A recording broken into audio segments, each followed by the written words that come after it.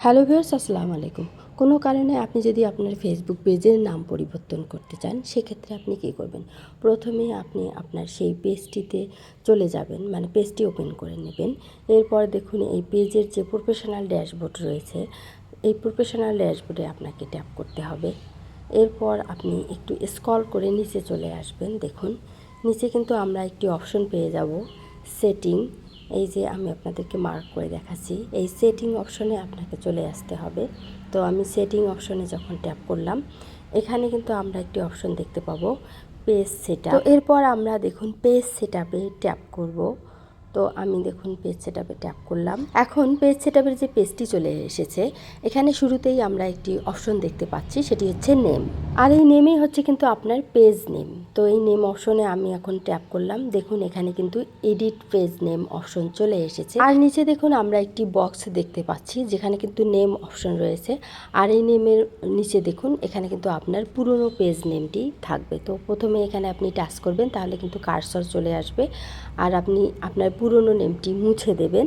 দেওয়ার পর আপনি আপনার যে নির্ধারিত নতুন নামটি ঠিক করেছেন, সেটি কিন্তু আপনি লিখবেন। তো আপনি চাইলে কিন্তু ইংলিশে আপনার সেই নামটি লিখতে পারবেন। তো দেখুন আমি একটি নাম লিখে দেখালাম ইংলিশে।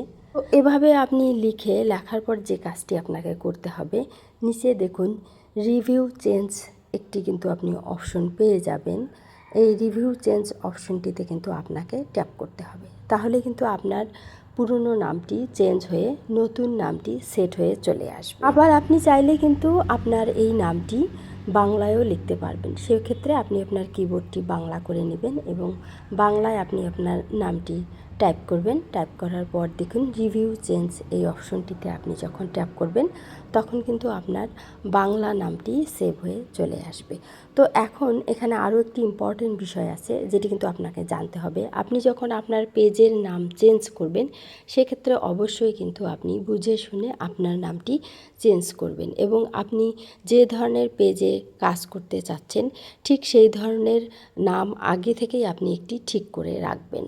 কেননা উপরে দেখুন একটি অপশন আছে, if you change your name you can not change it again for 60 days.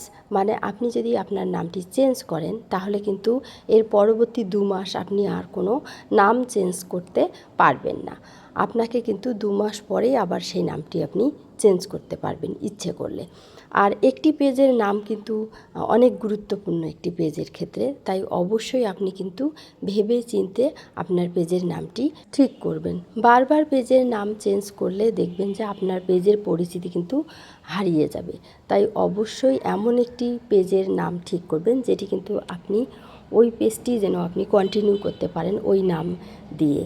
তো আশা রাখি এই ভিডিওটি আপনাদের ভালো লেগেছে। তো ভিডিওটি ভালো লাগলে অবশ্যই ভিডিওটিতে লাইক দেবেন, চ্যানেলটি সাবস্ক্রাইব করবেন আর ভালো থাকবেন। কথা হবে নেক্সট ভিডিওতে। আল্লাহ হাফেজ।